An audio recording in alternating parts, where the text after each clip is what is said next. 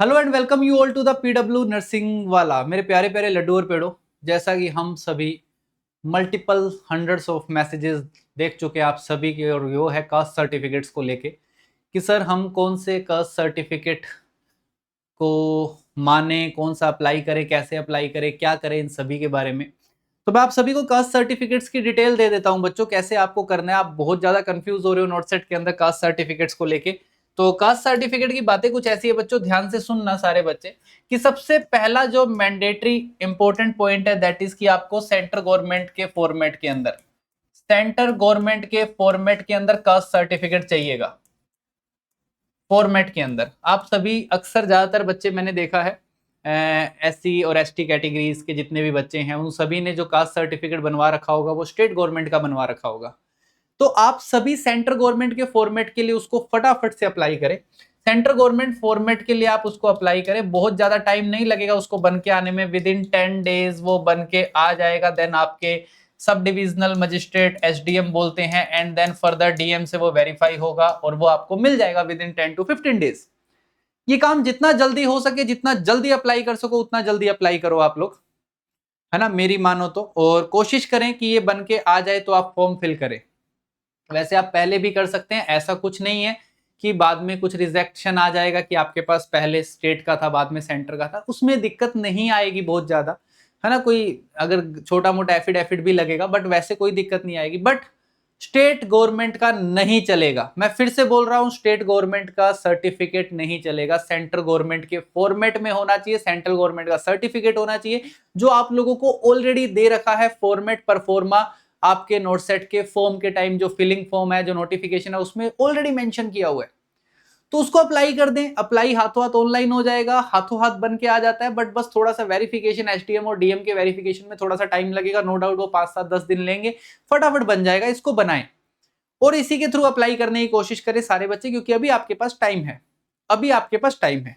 दूसरा आता है ओबीसी के लिए, ओबीसी का सर्टिफिकेट, कास्ट सर्टिफिकेट।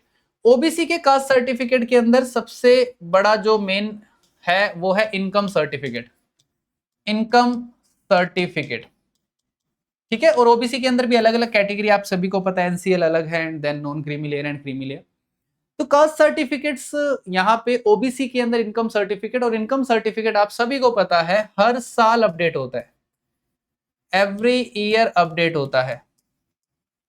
और अब ध्यान से सुने, एवरी ईयर अपडेट होता है, तो अपडेट का मतलब ये नहीं है कि आपने पिछले साल करवाया है तो चल जाएगा, नहीं। आपका एग्जाम ये जो हो रहा है ये सितंबर में हो रहा है, ये एग्जाम आपका सितंबर में हो रहा है, तो आपको जो सर्टिफिकेट चाहिए वो इस फाइनेंशियल ईयर का चाहिए होगा, इस फाइनेंशियल ईयर का सर्टिफिकेट आपको चाहिएगा 2026-27, 2026-27 के फाइनेंशियल ईयर का अपडेटेड सर्टिफिकेट चाहिएगा, और वही सर्टिफिकेट से आपका ओबीसी का सर्टिफिकेट दोबारा से अपडेट होगा। तो इस बात को भी ध्यान में रखें कि जो मेंशन डेट्स है, जो फॉर्म में मेंशन डेट्स है, और वो डेट्स जो फॉर्म में मेंशन करी गई है वो इस फाइनेंशियल ईयर की है, फाइनेंशियल ईयर की है बच्चों, दैट इज 2026 एंड 27, उसी में होना चाहिए। और सेम ओबीसी वाली बात ईडब्ल्यूएस पे भी लागू होती है, ईडब्ल्यूएस पे भी सेम बात लागू होती है, सारे बच्चे याद रखना। तो ईडब्ल्यूएस के अंदर भी आपको ये चीज ध्यान रखनी है कि आपका जो अपडेटेड फॉर्मेट हो, अपडेटेड हो, अपडेटेड हो, एंड सेम पॉइंट दोनों के अंदर कि ये भी सेंट्रल गवर्नमेंट फॉर्मेट में होना चाहिए, सेंट्रल गवर्नमेंट फॉर्मेट में होना चाहिए। जिसका नहीं बना अभी अप्लाई कर दो, ये भी बन जाएगा, ये भी अपडेट हो जाएगा। फटाफट अप्लाई करें, अपडेट करवाएं इनको, उन डेट्स के बीच में होना जरूरी है, उन डेट्स के बीच में होना जरूरी है। अगर लास्ट मोमेंट तक नहीं बन पाता, नहीं अपडेट हो पाता है, तो आप जो है आपके पास ऑलरेडी उससे भरें और इसको अप्लाई करें, और प्रोसेसिंग में है वो चल जाएगा बाद में, ऐसा कुछ नहीं है। बट ये बनवा के रखें, एग्जैक्ट जो डेट मेंशन करी है आप सभी के फॉर्म के अंदर उसी डेट में इनको बनवाएं, सेंट्रल गवर्नमेंट की फॉर्मेट में बनवाएं, स्टेट गवर्नमेंट का बिल्कुल नहीं चलेगा बच्चों। ये 2-3 बातें जो सबसे बेसिक है, जिसको लेके आप कंफ्यूज हो रहे हो, अप्लाई कर दें इसके अंदर, ना देरी करें। एससी एसटी वाले, ओबीसी वाले, ईडब्ल्यूएस वाले सारे अप्लाई कर दें। इसके अलावा हमारे पास जो दूसरी सबसे ज्यादा क्वेरी आ रही है that is about RN number, registration number. बच्चों आरएन नंबर एग्जामिनेशन फॉर्म की लास्ट डेट से पहले का आपके पास होना चाहिए। आपका आरएन नंबर इशू होना चाहिए एग्जामिनेशन फॉर्म की लास्ट डेट पहले का, रजिस्ट्रेशन नंबर, तभी आप फॉर्म फिल कर सकते हो, तभी आप उस एग्जाम में बैठ सकते हो। अगर आप कुछ गलत करते हो, ऐसे बैठ भी जाओगे तो आपको डॉक्यूमेंट वेरिफिकेशन के टाइम पे रिजेक्ट कर दिया जाएगा। दूसरा, बहुत सारे बच्चे पूछ रहे हैं provisional RN number. Provisional RN number का मतलब आरएन नंबर ही होना चाहिए, तुम्हारा यूनिवर्सिटी नंबर, मार्कशीट नंबर नहीं होना चाहिए। प्रोविजनल आरएन नंबर आप लोगों को आपकी nursing council, state government nursing council से मिला हुआ होना चाहिए। तो प्रोविजनल आरएन नंबर भी एक्सेप्टेड है, प्रोविजनल आरएन नंबर से भी आप फॉर्म फिल कर सकते हो, but it must be from your nursing council, state nursing council से मिला हुआ होना चाहिए, तभी आप अप्लाई कर पाओगे। प्रोविजनल से कर सकते हो, है ना, प्रोविजनली कोई दिक्कत नहीं, बट प्रोविजनल रजिस्ट्रेशन नंबर वो आपके डिग्री वाला नंबर नहीं होना चाहिए। डिग्री में नंबर दे रखा है या फिर आपके मार्कशीट में जो नंबर है या आपका जो कॉलेज का रजिस्ट्रेशन नंबर है वो नहीं चलेगा। ये अलग से अप्लाई होता है और अलग से अप्लाई होकर नर्सिंग काउंसिल से आता है, वो नंबर होना चाहिए आपका, जिसमें दोनों नंबर होते हैं, मिडवाइफरी भी होता है और रजिस्ट्रेशन नर्सेज नंबर भी होता है। नर्स एंड मिडवाइफरी दो नंबर्स होते हैं, जिसके पास सिंगल है वो सिंगल भरे, जिसके पास डबल है वो डबल भरे, जो भी नंबर आपको मिला है वो भरना आपको। तो ये पॉइंट भी ध्यान रखें आप।